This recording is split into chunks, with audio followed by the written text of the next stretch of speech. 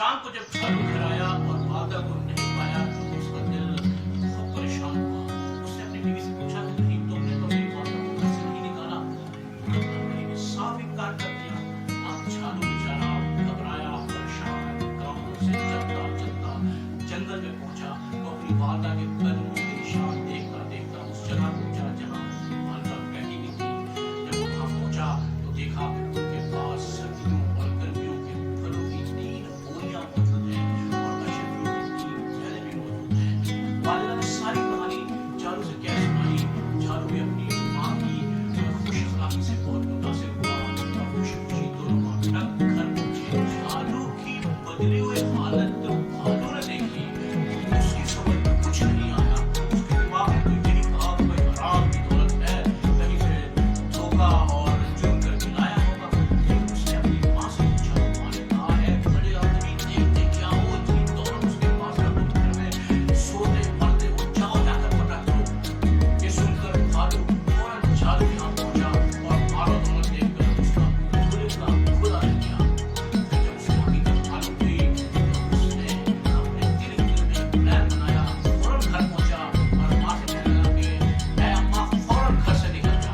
माँ ने कहा क्या बकता है नाहिनजार, तेरे मुंह में ऐसी बात आई मैं तेरी ज़बान में कोला रखूंगी। उसने कहा अम्मा जो भी हो तुम मेरी ज़बान में कोला रखो या मट्टी डालो, लेकिन तुम्हें घर से निकलना होगा।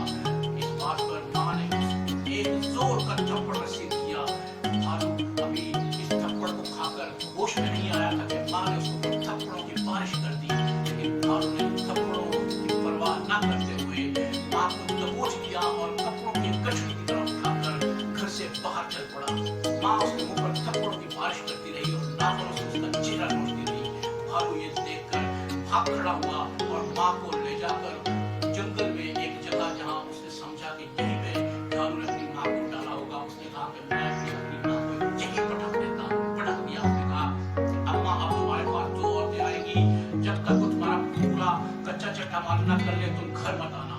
तो भाई गर्मी और सर्दी ने जब जंगल में एक नई खातून को देखा तो उन्होंने सोचा कि चलो एक और इंसान आ गया है, एक मर्तबा और राय ले लेते हैं ताकि बात पक्की हो जाए कि हम में से दोनों अच्छी हैं या हम में से कोई एक अच्छी है।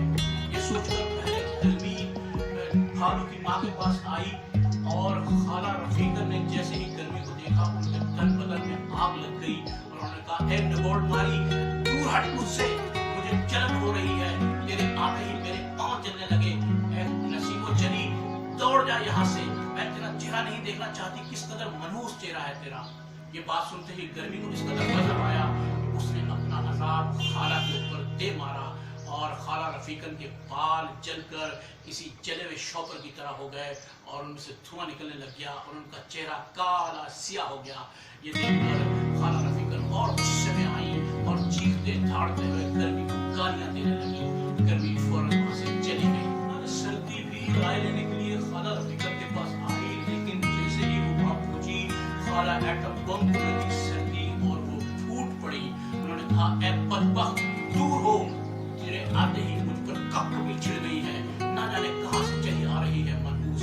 सर्दी ने इतनी बात सुनी तो और पूछने का यारा न रहा, उसने भी अपना अजाब खाला पर दे मारा और खाला के पांव और टांगे बर्फ की तरह अकड़ गई, उसकी ज़बान भी पत्थर की तरह अकड़ गई और वो सर्दी से थर थर कांपने लगी। अब शाम होने वाली थी और लालच का मारा भालू जंगल में खुश